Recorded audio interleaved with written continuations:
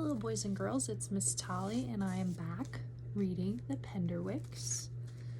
We are currently on chapter 3 and it is called The Moops. So I will read part 1 of chapter 3. It's actually pretty short. I think I'm going to finish this chapter today. Yeah, we're going to finish it today. So, where we left off, we just met the little boy named Jeffrey and his mom is Mrs. Tifton. So we're going to see how that works out. So, chapter 3.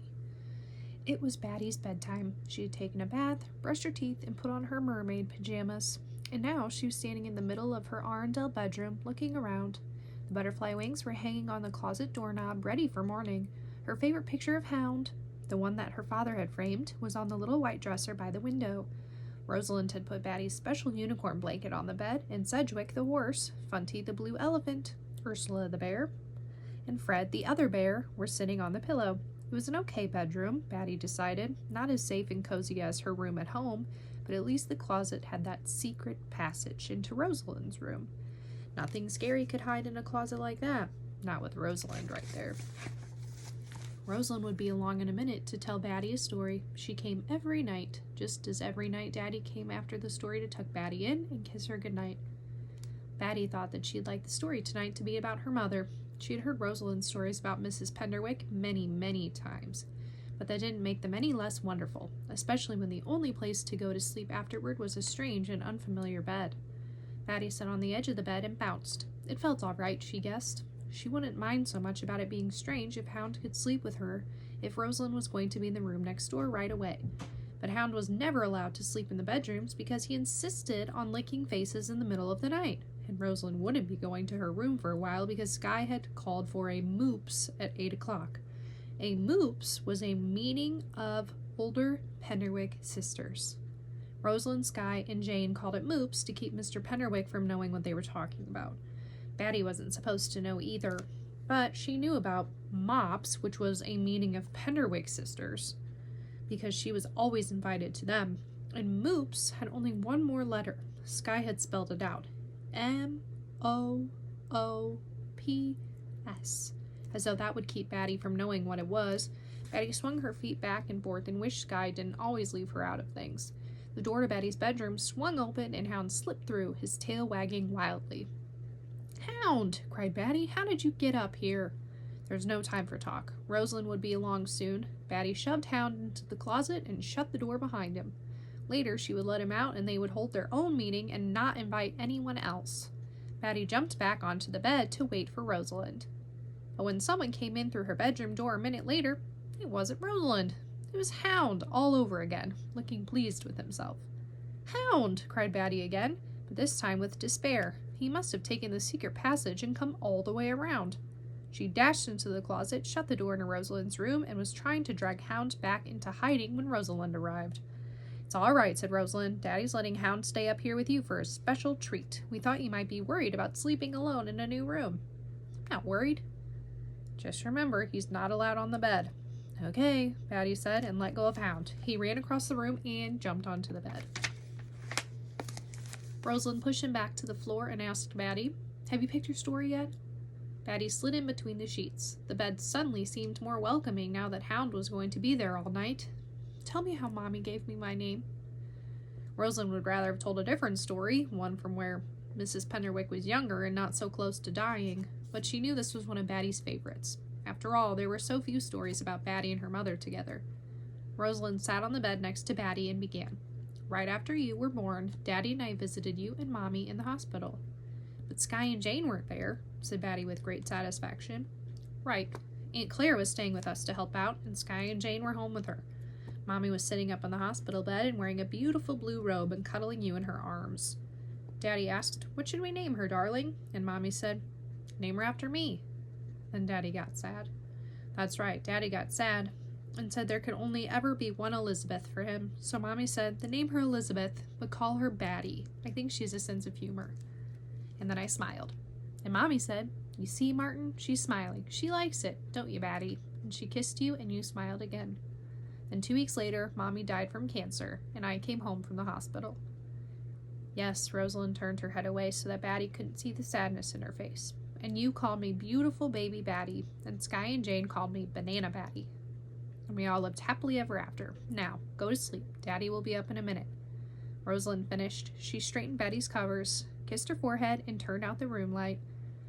As she was closing the door on her way out, she heard a big thump and knew that Hound had jumped back onto the bed. She sighed, then headed down the hallway toward Sky's bedroom. It was time for the moops. "I thought you'd never get here," said Jane when Rosalind opened the door. "Sky won't give me any hints about the moops topic, and she keeps trying to explain irrational numbers to me. I don't need that stuff until at least 7th grade. "You won't get anywhere in life with that attitude," said Sky. "That's enough, Sky," said Rosalind, and sat on that Tuesday, Thursday, Saturday bed with Jane. Sky was on the Monday, Wednesday, Friday bed, facing them. "Moops, come to order." "Second the motion," said Sky. "Third it," said Jane, bouncing excitedly. "I'll swear to keep secret what is said here, even from Daddy, unless you think someone might do something truly bad," said Rosalind with a particular look at Sky, who ignored her. Rosalind made her right hand into a fist and held it out towards her sisters. Sky put her fist on top of Rosalind's, and Jane put hers on top of Sky's. In unison, they chanted, "This I swear by the Penderwick family honor," and they broke their fists apart. "Okay, Sky, now tell," said Jane. Sky leaned forward and whispered, "I got into those gardens." "You called them moops for that," said Jane. "That's no big deal. I'm going to sneak in there tomorrow." "Let me finish. I met that Mrs. Tifton, that is. I heard her talking. I couldn't exactly meet her because Cagney had stuck me into an urn." "Oh, Sky, what were you up to?" moaned Rosalind. Sky hurried on. "But that's not what I need to tell you. There's a boy over there. I mean, besides Cagney, a boy my age." "Oh," said Jane. "So I did see a boy at the window." "What?" asked Sky. "Earlier today, when we drove up, I saw a boy watching us from a window in the mansion. I told you that," said Jane. "You said you imagined him," said Sky. "No, you said I imagined him, and I said that I didn't think so, and it looks like I didn't, right?" "One of these days, Jane, you're going to send me right over the edge," said Sky. "All right, Sky," said Rosalind. "Did you talk to this boy?" "Yes," Sky said, and shut her mouth like a trap. "What happened?" "Nothing." "Sky?" "All right," said Sky. "We crashed into each other, and he seemed like he was knocked out. But then he woke up, and I figured he was some kid from the neighborhood, so I said some bad things about Mrs. Tifton and upset him. It wasn't my fault. I just hit my head. Maybe I had a little concussion. How could I know who he was? My wacko sister Jane doesn't know reality from fantasy, and Harry the Tomato Man didn't say anything about a son, and neither did Cagney." "A son?" asked Rosalind. "This kid, his name is Jeffrey, is Mrs. Tifton's son." "Her son," said Jane. "Oh my. Well, what happened? Did you straighten it all out?" asked Rosalind. "No, she was yelling for him, and he left," said Sky. "You've got to apologize to him," said Rosalind. I can't. I'm too embarrassed."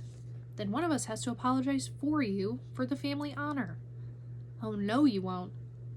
"I will," said Jane eagerly. "You'll start babbling about Sabrina Starr, and he'll think we're all fruitcakes," said Sky. "He probably already thinks that after meeting you," said Jane. "Rosalind, please, you do it," said Sky. Rosalind looked gravely at her two younger sisters. Sky was right, she thought. No one ever knew what Jane would say once her imagination took hold. On the other hand, maybe it was time Rosalind stopped bailing Sky out. "I vote that Jane apologized to this boy," she said slowly. 2 votes to 1, crowed Jane, while Sky slapped her hand to her forehead like she had just gotten a terrible headache. "But," said Rosalind, and Sky looked at her hopeful, "but we all decide everything together ahead of time. No wild flights of fantasy." "No fantasy at all," Sky added. "I promise," said Jane. "And we have to tell Daddy beforehand," said Rosalind. "Can we leave out the stuff I said about Mrs. Tifton?" pleaded Sky. "I'll give you my next week's allowance." "Bribery is immoral," Rosalind said sternly. "I'll take your allowance," said Jane. "Why should you?" said Sky. "Order!" Rosalind pounded her fist on the bed. "There will be no exchange of money, Sky. I'll let you decide how much to tell Daddy as long as you do it before Jane goes over there." "Thank you," said Sky. "You're welcome," said Rosalind. "Now, Jane, here's what you'll say to Jeffrey." And that is the end of chapter 3. Chapter 4 is called The Apology. See you on the next one, guys.